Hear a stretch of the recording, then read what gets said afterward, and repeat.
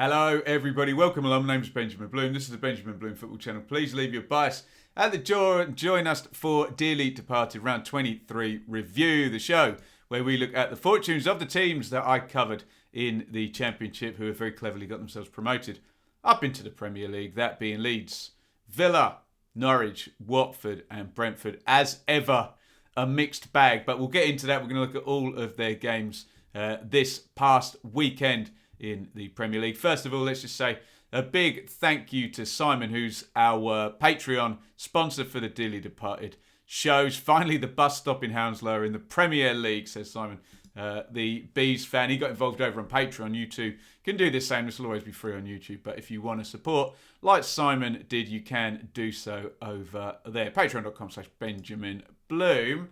Here are your results. Watford 0, Norwich 3. More from that one later. A dearly departed derby game that went very well for one team and not the other. Everton 0, Villa 1. Stevie G does it again. Brentford 1, Wolves 2. Brentford still slipping. Leeds 0, Newcastle 1. Where did that one come from as well? The other Premier League results yesterday. Manchester United 1, West Ham 0, Saints 1, Man City 1. And as you can see, complete transparency, we're filming at 11:45 on Sunday morning. So none of those other four games have happened yet. So we'll go with things happening and things existing as they are right now. But obviously that table will change after those games. Right, let's begin with our highest ranking team this week, which is Aston Villa.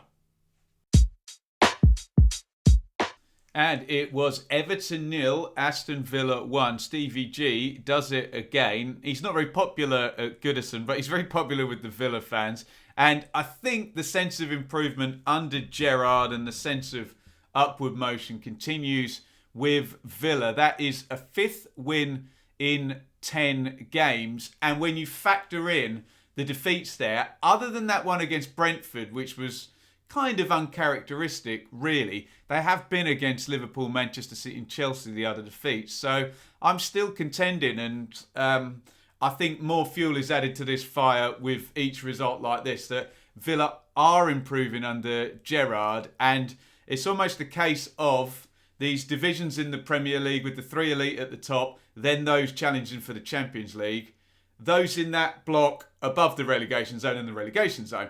Obviously, Villa want to try and be the best team, I think, even the Villa fans would admit this, in the block under the teams pushing for the Champions League, which can go, you can call them 6th, 7th place, and then we're then pretty much looking at 8th through, 14, 15 or something like that. That's where Villa are going to want to push sort of to the top of that mini league. And most of the results under Gerrard and the transfer window stuff as well is kind of pushing in that direction. It was a win yesterday at Everton. Here are the teams for Villa. Martinez in goal, Cash, Konza, Mings and Dean making a quick return to Everton. McGinn, Louise and Ramsey, Coutinho, Watkins and Buendia. And it's starting to shape, isn't it? We know he loves his 4-3-3. Now Buendia is starting to play well. Coutinho's obviously in the team. Ramsey has played his way in, the youngster. He's a viable Premier League player now. He's proven that. And Dean at left back. And yeah, I think that looks like Stevie Gerrard Villa team part 1, doesn't it? Obviously, it'll develop as he's there, but we'll see Ings and Bailey what their sort of role is. But I think this is his starting point here, and that's probably his 11 at the moment, with others challenging and presumably some more stuff in the transfer window. Everton play with Pickford in goal, Godfrey, Holgate, Mina, Kenny, Townsend, Doucouré, Gomez, Gray, Calvert-Lewin and Richarlison. And there was a bit of a sense here that Everton were there for the taking, weren't they? I suspect Villa turned up thinking, right, they've just sacked their manager, Duncan Ferguson's in temporary charge.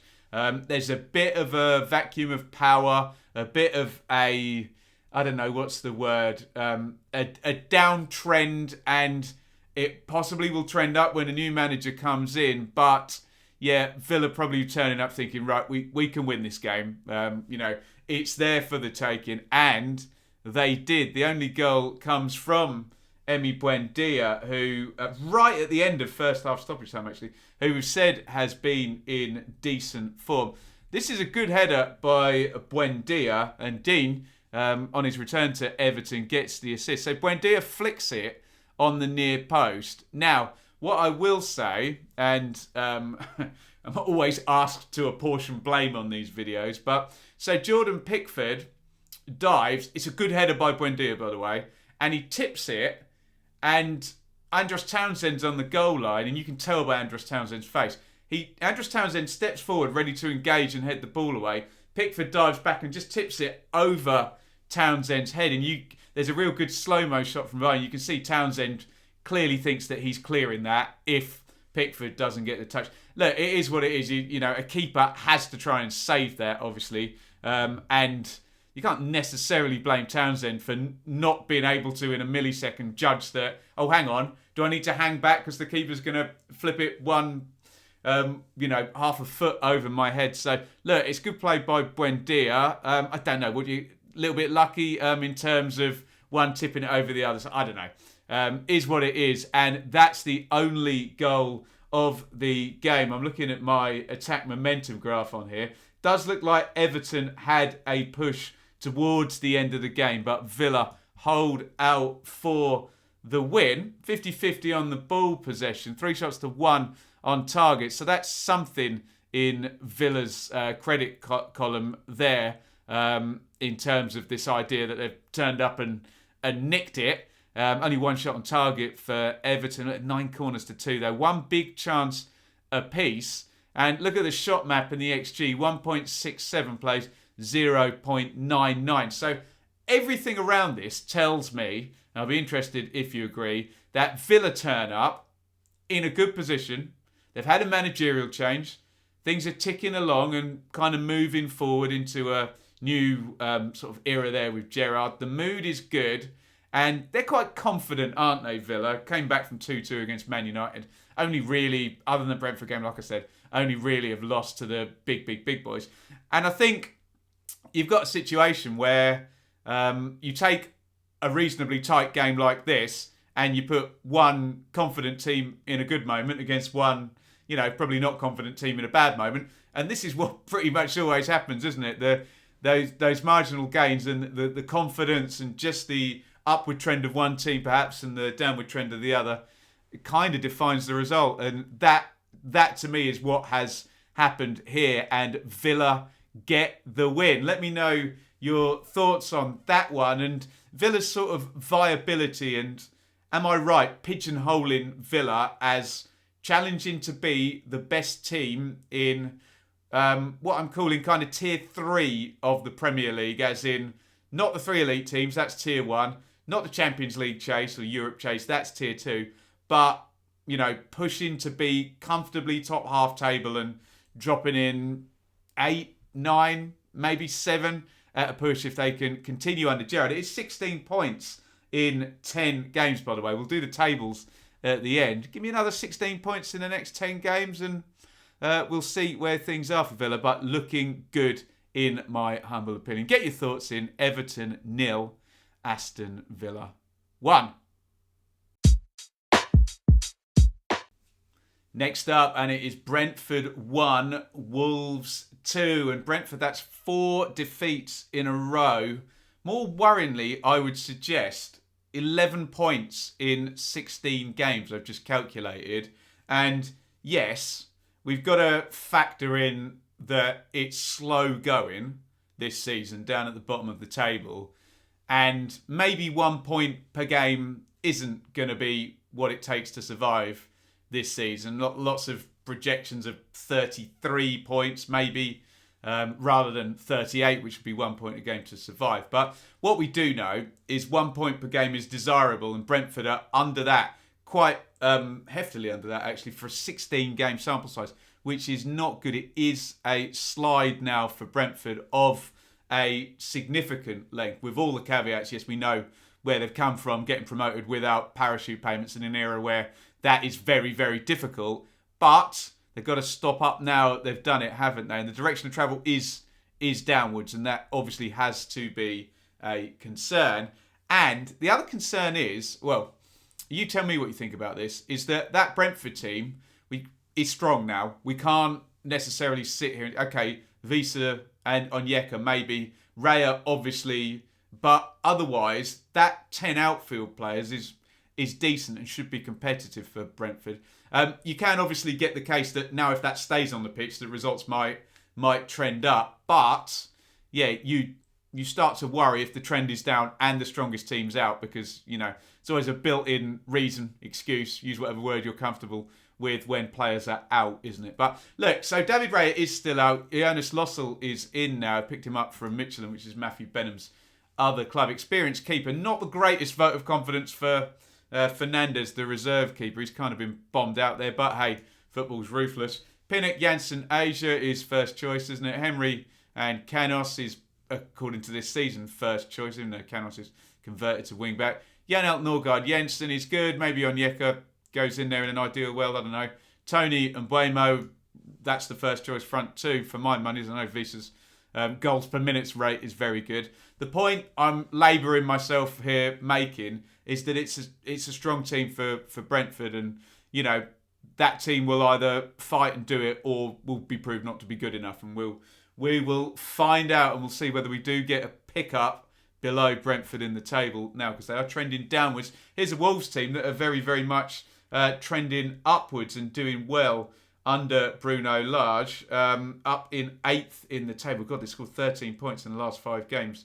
Wolves, very, very impressive stuff from them. Sarr in goal, Kilman, Cody, Gomez, Semedo, Nuri, Dendonka, Neves, Moutinho, Silva, and Perdonce. And it's always an impressive bit of management, isn't it, when you take a team that was struggling one season, not too much changes in personnel, and all of a sudden they're better the next season. That's always a big tick in the box in the incoming managers column.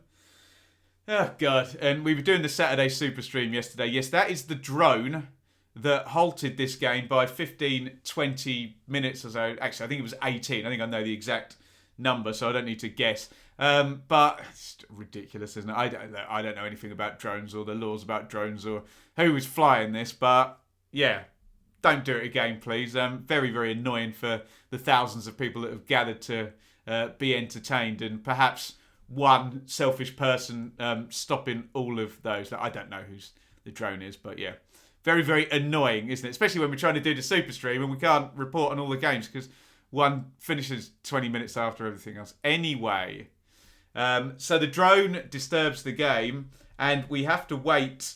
Well, it's a waiting game, this one, all the way through, but into the second half. And I think, and I'm probably going to make this argument across the whole game, it's quality from Wolves that's the difference, isn't it? In those key moments, the 2 Wolves goals we're going to look at, actually, and the Brentford goal, all the goals in this game are really good. So, yeah, we'll draw our conclusions. We'll add that into the numbers. But this is just a good goal. I know Kenios sort of holds his hands up, the number 7, when this goes in about the marking. But it's just excellent by Moutinho. He plays the 1-2 with Semedo. And watch how the ball fizzes. It's played really quickly. Norgard is kind of drawn out. The 1-2 plays around him. Norgard doesn't do a lot wrong. It's just a good 1-2. There's men back. And then look, outside of the right foot, touch, sort of slice shot, curving it in round Lossell. Players, yeah. Is that Asia closing in there? Got to have his hands behind his back. There's not a lot wrong. I know we're often looking at goals and everyone's desperate to pull out a mistake. Sometimes you just have to say, good goal. Really good goal. And Moutinho's been a great player for years and years now, hasn't he? And he slices that one in for 1-0 on 48. Now we get more fun and games in this one. That is Gomez, who goes in heavy there on Christopher Asia. And I think probably rightly, we look. Remember, on these tackles, we look at whatever the pundits say about going over the top or out of control or whatever it is. We're looking for endangering an opponent and excessive force, aren't we? And I suspect I know I've just debunked the term over the top, but when that foot is low, that helps the player who's made the tackle not get red carded. Was the force excessive? Was it? I don't think it's a red card, and the referee goes back and changes it based on the VAR. But I think literally from the free kick, a tremendous goal from Ivan Toney. A wise man say good players make good shapes. Look at that shape Toney makes. And watch the goal back and just watch Toney. Watch him set himself, sort his balance out and just slam that volley into the far corner. So I can forgive him because he's chopped his lovely hair off. He was certainly in the long hair brigade with me, Toney, up until this. But yeah, he's gone for a shaven head. And hey, if footballers are superstitious, maybe he won't grow it back if he's going to score goals like that.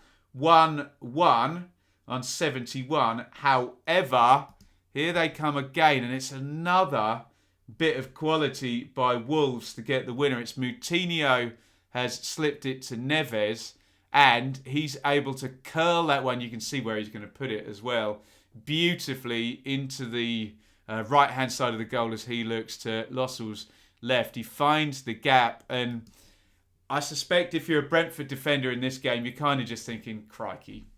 You know, we've come up against a couple of really good strikes here to go under in this one. Reminds me of that game Brentford had against Brighton where Trossard bent that one in, and what are you going to do, you know? Look at the numbers. 1 shot on target for Brentford and 2 shots on target for Wolves. The game ended 2-1. Everything else is tight. 50-50 possession, 11-7 on the shots to Brentford, 6-3 on the corners to Brentford.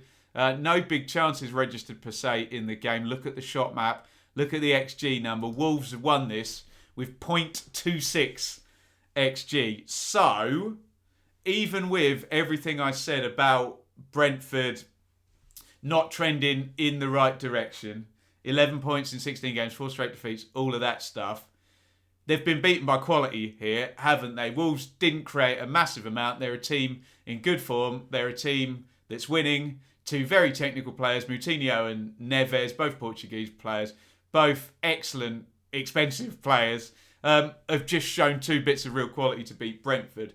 Now, if that is the case, and Brentford were competitive in this game against 8th in the league and have just been beaten by some quality, then they're going to be okay, aren't they? So that's the upside to this whole conversation, that Brentford, in terms of form and that type of quality, yes, okay, you're going to get that from all the top 6 teams. But the rest of the teams, this would be an outlier, wouldn't it? You won't get that every single week, will you? So that is the possible upside for Brentford, but they do need to right this trend pretty quickly. I believe we do the fixture at the end. Got Man City away next. So that run could extend out. And then, if it does keep trending down, then you're starting to look, are the teams starting to swallow up the gap below? But yes, it's certainly a trough that needs to be gotten out of by Brentford. But I would say on this occasion, I think they've been beaten by some quality. And in a lot of key games, hopefully for Brentford, that will not happen too much. Get your thoughts in. Am I being too optimistic as ever on Brentford 1, Wolves 2? Well, having got very, very excited by Leeds and their thrilling 3-2 win at West Ham last week, and back-to-back wins for Leeds, and all the prognostications about Leeds, they're back, they're pointing in the right direction. Of course, they're going to lose the next week, aren't they? And it was Leeds 0, Newcastle 1. I don't see these as teams in direct rivalry. I have to say, I've always been fairly confident when it comes to Leeds that they're not really in a relegation battle, and it's been a tough season. So I don't see this as some kind of 6-pointer like people are saying. I think it's of way, way more value to Newcastle than it is to Leeds. And Newcastle nick this, with a bit of a rubbishy goal as well. So disappointing for Leeds, who were going for back-to-back-to-back, 3 straight wins, but they go under 1-0 in this one. There is your Leeds team. Meslier in goal. Ailing and Dallas are the fullbacks, so no Firpo. So Dallas gets moved about every week, doesn't he? Strauick, who was excellent against West Ham last week. Llorente. Koch playing in front of that back 4. Click, Rodrigo central. Harrison and Rafinha. Harrison was incredible last week with a hat-trick. James up top. Still, we have to say no Cooper, but probably more pertinently, no Calvin Phillips. And in this game, even more pertinently, no Patrick Bamford. Would he have scored a couple of these chances that fall to Dan James? You tell me. Easy assumption for me to jump on, isn't it? Let's just say. For Newcastle, Dubravka in goal. Trippier, Lascelles, Shah and Dummett. Willock, Shelvey and Joe Linton.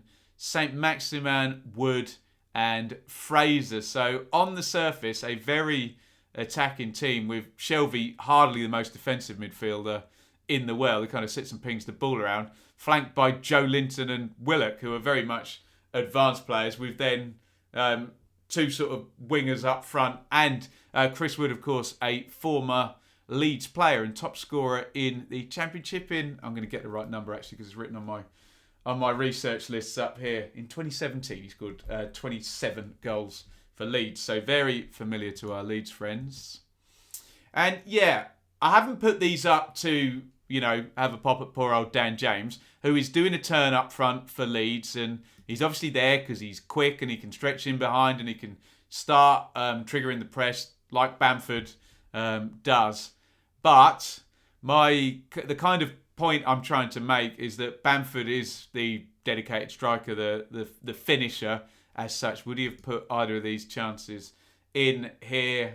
James gets that one cut back to him. I think it's Rafinha, isn't it, in the picture, isn't it? And okay, Shah is close to him, but Dubravka makes the save. Can he go across the keeper? There, it's a decent chance. This is an even better chance, though. Harrison has tippy-toed his way across the box. I wonder if Harrison would have gone down. Shelvey dangled a foot out in the build-up there, whether he'd have got a pen. It deflects, and look, you can see he's just lost his balance there and got his feet all wrong, James, and he's going to kind of shank it wide of the post. But we know what it's like. The keeper's out of the game there. Anything remotely high up there, and you can see Trippier back on the line. The handball risk and all of that stuff is massive then if he can just force the defender into action on the line. And yeah, again, Bamford, a sort of natural left footer as well. Look, ifs, buts, maybes, maybe irrelevant as well. Now, here's the winning goal, and let's all be very grown up about this now. I'm a big fan of Ilaix Meslier, but I'm not doing my job properly unless I say this is really poor from him, isn't it? It's a free kick from Shelvey. Yes, a couple of Newcastle defenders are going to move in front of Meslier. I assume that's all been checked by the VAR and there was no hint of any kind of touch or any offside or anything of that nature. But the truth is, whether there was or not, Meslier lets this go through his hands, doesn't he? And again, I'll reiterate, big fan of the player. Young guy's going to have a great career, many, many years ahead, but he's got to save this, hasn't he? It's bad goalkeeping. He should gather it. It doesn't detract from the fact that I think he's a good player, but it's a bad mistake in an important time in an important game, isn't it? And look, Leeds fans don't need me to tell them, and no one needs to tell Meslier that he's got to save that. He's just peering around the wall, and it's what it is. Look, keepers, it's always the way with keepers, isn't it? They do their job for 89 minutes of the game.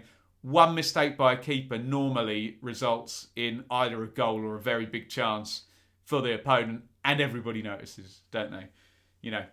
Fullback slices the ball out of play and gets away with it, don't they? But keepers, nope, that's the gig, that's the job.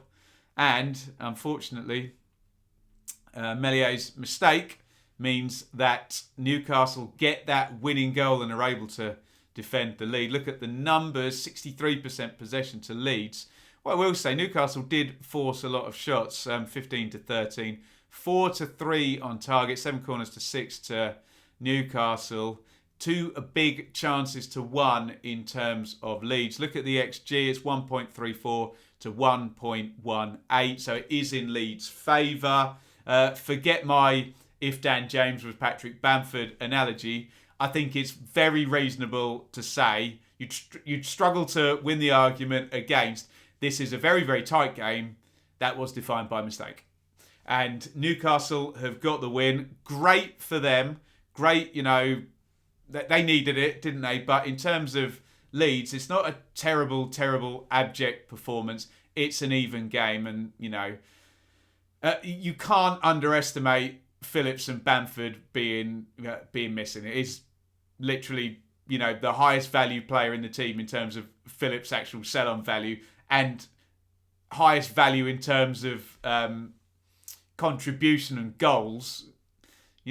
Is that just a simple difference between Leeds this season and last season? They don't have a goal scorer in the team. And, Rafinha and Harrison last week chipping in. But, I'm not too worried about Leeds. We'll do the tables later. They've had back-to-back wins. I think they're working towards a trend up towards the end of the season. But obviously, and we are stating the bleeding obvious, if Firpo, Phillips and Bamford were all fit, I think this would be a lot more viable in terms of, outcomes and point scoring and things of that nature. So, look, I'll sit back on my conclusion. Tight game defined by mistake, basically. And that's not me piling in on Melier before anyone wants to attack me for that. I like him, but he's got to save that, hasn't he? Newcastle get the win. Leeds 0, Newcastle 1. Get your thoughts in via the comments. And our final game of the round was a dearly departed derby that ended Watford 0, Norwich 3. We built it up as this huge sort of must-win game for both teams, and Norwich come out on top very comfortably in terms of a 3-0 win.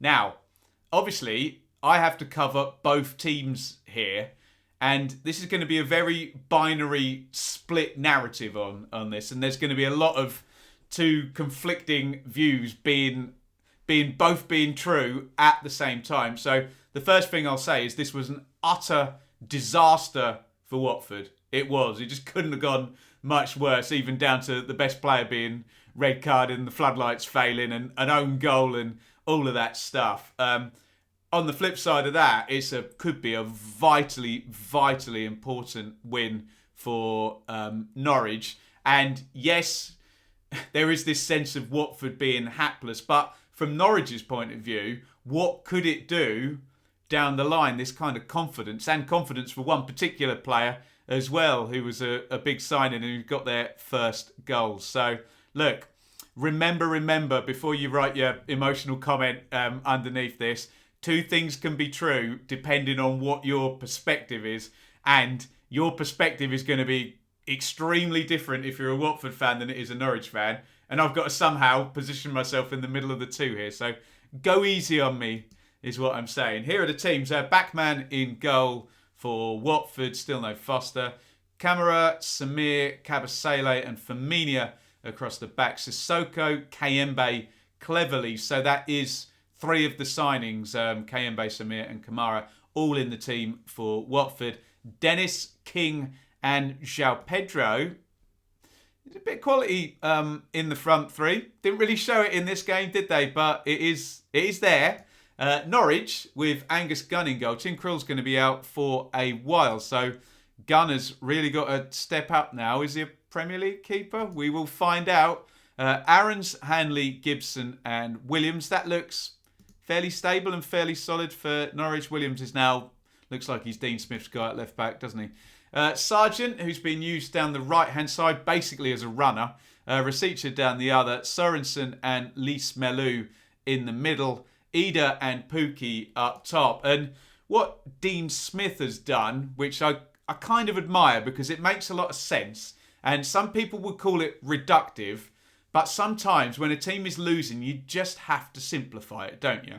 And there is nothing more straightforward than a nice 4-4-2. You can get the two banks of four. It's nice and symmetrical. It's easy to play. Players aren't far away from each other. He's put runners in central midfield. He's given Pukki a partner and some physicality up top. And I think, and this is with the knowledge that Norwich played brilliant football under Daniel Farke, didn't they? But with the knowledge of just saying, look, go back to basics. Look, I'm not one of these people who accepts the premise that when teams are losing every week, the players are not trying, or they've got no heart. They're not playing for it. I don't believe that. That doesn't work for me. But when you do simplify and you make it so we'll give him a partner, we'll get some runners in there. Sargent, you're struggling, but you're willing. Get down that right-hand side, cover Aaron's, work hard. And that's the deal. And whereas obviously under Farke, it was all about beautiful, pretty shapes and pretty passing and all of that. And yeah, brilliant in the Championship, but didn't quite work in the Premier League. So I kind of admire Smith's approach here. And it got back-to-back wins, for goodness sakes. And we've said about Norwich and about the other teams down there so many times, teams that survive make the most of when things and situations, when doors open up for them, teams that survive walk through them, i.e. red cards or, in games, or one team has a player injured, or there's a tight game and you win it, or something like that. Norwich have won 2 in 2 now, and circumstances, own goal against Everton, Rafa struggling, get in there, won the game. And against Watford here, things open up, get in there, win the game. So we challenged Norwich on this channel, and Watford as well, in terms of when the circumstances are going to open up for you. Can you win? Norwich are doing it at the moment, aren't they? Certainly in these last 2 games. Here is the opening goal, and we have to say, I did this game as a live stream. The first half wasn't good, was it? It was very much 2 teams looking very worried about losing a lot of it. Norwich were all right for the first 20 minutes. Watford were then the better side, but it wasn't great, was it? And I think a lot of the comments in my stream reflected that. Here is the opening goal, though. Look, and again, we've got to talk angles, and depending on what your perspective is, try and open up your brain to the other perspective, okay? Because from a Norwich point of view, you're going to be really, really happy with this.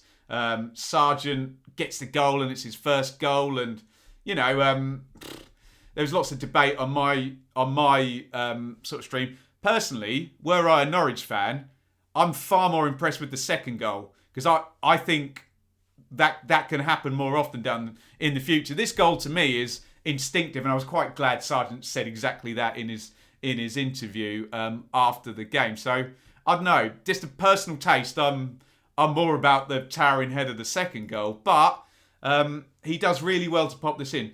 As I was saying though, from a Watford point of view, it's so bad by Samir, who's got Pukki running with him. And look, Pukki will never stop running, he'll never stop challenging. He's that kind of guy, isn't he?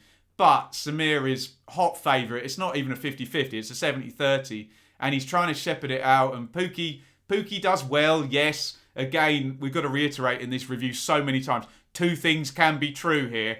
It is good from Pukki, but he should have no chance of winning this off Samir. That should be dealt with, and he's trying to shepherd it out. It's poor. Then Pukki wins it, and someone pointed out this in my stream. It's actually a bad cross by Pukki, isn't it? Or whatever you want to say. Or Sargent runs in too keenly, but he puts it behind him, and then it is good from Sargent, isn't it? He flips out his foot very, very instinctively at that point. And again, please don't get emotional, Norwich fans in the chat. Well done, Sargent. Good goal. I'm not criticising.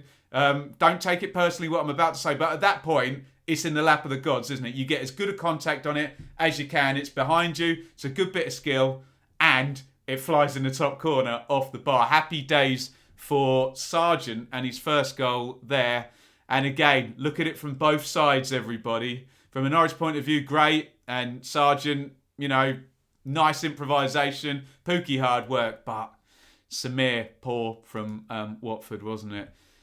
Now, the floodlights go out. So we've had a drone in one game, and the floodlights, well, they half go out. And we seem to have a very long conversation about the number of lumens that are needed to be shining on the pitch to continue, and for TV and all of that good stuff. they do actually continue with the floodlights kind of half on. Now, you're probably thinking that's not important, but it's really important, because what happens now is you have to give Norwich a very big thumbs up and Watford a very big thumbs down, because when they kick back off, and again, two things can be true, whatever your perspective is here, I've got to go down the middle. Watford are fast asleep and Norwich are at it. They're like, no, okay, we're going to get right back in at a good pace. And they score pretty much straight after we kick off, back after the stoppage. It's Firmino against Rasica for Norwich down that left-hand side. And look, Firmino's goal side, and Rasica manages to turn him. So again, two things can be true. If you're a Norwich fan, you're saying good skill by Rasica. If you're a Watford fan, you're saying, no, don't let him. From that position, you cannot let him past you and cross the ball in. But from then on, great cross. And then it's really good from Sargent, isn't it? He arrives onto it late. This is the thing about having a striker playing out on the right. When they can get in on the back post, you essentially got three strikers in there then. And I contend that were I a Norwich fan, I'm far more excited about seeing this than the instinctive finish for the first goal, because this is viable. This is a towering header. It's really good, isn't it? He arrives and Tim Cahill, Jurgen Klinsmann, Joe Jordan, name whichever player who's good in the air you want. It's very good from Sargent, and he powers it in the corner. And play the circumstances, and floodlights fail. Watford fast asleep. Norwich wide awake. 2-0 Norwich. 2 goals for Sargent. Woof. He hadn't scored before. Big price tag. Lot of Norwich fans in my feed as well, slagging him off. And I'm really happy for him. He looked really made up after scoring these goals. Looked like a big weight had been lifted off his shoulders. So well done to Sargent.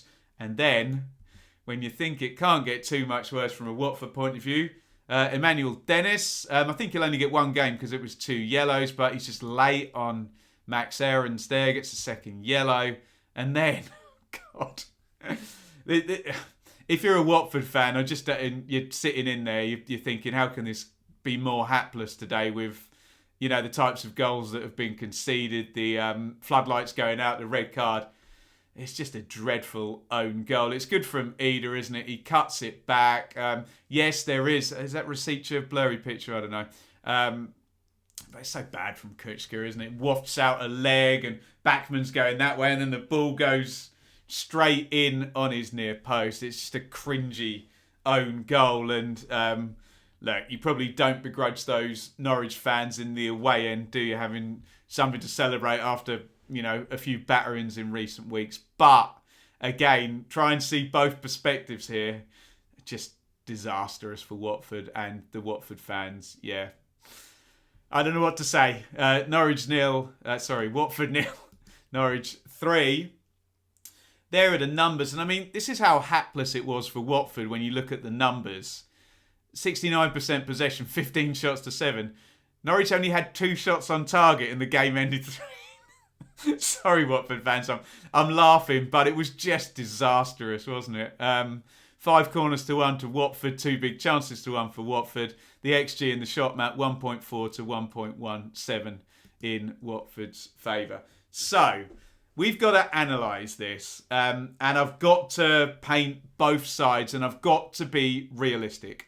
So, the first thing I'll say is it was an absolute disaster for Watford. It all just went so wrong. Dennis red carded, floodlights, own goal, new signings failing to clear stuff, and, you know, then you look at the numbers. So I think we can all agree on that. Are we okay with that? It was a disaster for Watford. The second thing is it's a great win for Norwich. It's a really, really important win. They've won 3-0, good for confidence, and back-to-back wins, and out of the bottom 3. Yes, Newcastle won as well. So I think we're all okay with those things. Now, don't get upset with me, Norwich fans, now, but you know what I'm about to say, and I have to say it to be balanced. Is this the type of win where we look at it and think, oh, okay, Norwich are really at it, and, you know, they played brilliantly and they're now going to go on a run? No, it's not, is it? It's a great win, and it can be a great win without necessarily predicting something in the future. Maybe the confidence can build, but what we can't now expect is... although I think Norwich have got Crystal Palace at home next, so... You know, they could go and do it, couldn't they? But we can't sit here on the back of this game, which was a complete disaster for Watford, and now assume that Norwich are going to go and zoom off and have a really good run. But we can say it's a great win for Norwich, and I say it every week. So to come back to my own point, can you play the circumstances and get yourself a win? Teams that survive and do that, yes, Norwich did, and they have done now for a couple of weeks running. They have done for a few times. I think someone tweeted 11 points in 11 games for Norwich. So, if it's going to be a very, very low tide, I know they've left themselves a lot to do. If they can do 11 points in the next 11 games, let's be honest, they probably need more 13, 14 in the next 11 games. Things will start looking good. So I think my conclusion is, and it's 12:35 on Sunday, you may be watching this and we may have seen a corner flag be tweeted from the Watford account. I can't speak to that if it hasn't happened yet. But I think my conclusion is complete disaster for Watford. Great win for Norwich. But I wouldn't get carried away in terms of Norwich purely on the basis of how hapless it was for Watford. And hopefully you can all take my comments in the spirit and in good faith in the way that they're said. I'm happy for those Norwich fans in the away end. I'm sympathetic to the poor old Watford fans who had to watch that play out in front of them. Do we learn too much in the future? No. Could it destroy Watford's confidence and really boost Norwich's? Yes. And I think at this point I'd better hand it over to you for your opinions in the comments. Horrible day for Watford. Great day for Norwich. Watford 0, Norwich 3. What did you learn and what can you ascertain? Okay, that's our show. Let's have a look at the tables. And again, I'll pop them up, but it is, to be transparent, 12:37 on Sunday. So lots of teams haven't played. So I'll just quickly say, as things stand, Villa are 10th, 26 points from 21. Great, they are in the top 10 as things stand. We'll keep an eye on that. Brentford 14th, 23 points from 23. So they're now at 1 point per game. The trend is downwards. Can they ride that back up? The gap between Brentford and relegation is 8 points. Leeds, 22 points from 21 games. A defeat. Can they get those key players back on the pitch is all I'm going to add to that. Norwich out of the bottom 3. It's a low tide. It's a low standard. 16 points from 22 games. And a minus 32 goal difference. They're probably wondering how they've got there, Norwich fans. But in a snail race, you've just got to be the fastest snail. And they've played their circumstances well in the last 2 weeks, Norwich, haven't they? Well played. Watford have dropped into the bottom 3. Can they get out of it? And will we be seeing the corner flag tweeted from the Watford account coming up? Let's look at the next round of fixtures. Now, I do need to add, Watford play Burnley on the 5th of February. Obviously, there's a gap now and there's FA Cup stuff and all of that good stuff. So, will there be a new Watford manager in by then? Will there be a new Watford manager by Monday? I don't know, or by the end of today. Anyway, so the other fixtures then, remember that Watford will have played Burnley. It's West Ham versus Watford. Manchester City versus Brentford. Oof. Norwich versus Palace, which Norwich fans probably like the look of, I have to say, at the moment. Aston Villa versus Leeds. A big, dearly departed derby. And we've had all sorts of fun and games with goals being disallowed and... goals being allowed and then the opposite team going up the other end of the pitch after a big brawl and bit of needle between those two teams. We'll try and keep it good fun here on the channel anyway. Right, so that is our round 23 review. Thank you again to Simon, our Patreon sponsor. Get your thoughts in via the comments on all of those games. Please hit subscribe, ring the bell for notifications, thumbs up on the video. Let's interact, but let's try and make this the best place to have debate and discussion on YouTube. We try our best, and what I mean by that is we try and avoid the emotional ranting and name calling and juvenile football debate we often get, and try and have a nice balanced adult conversation where we can. Imagine that, hey? But of course, free speech. You say what you like, as long as you don't cross certain lines. But there we go. That's my Ben's final thought for the day. Thank you all for watching, and it's a lovely big over and out from me.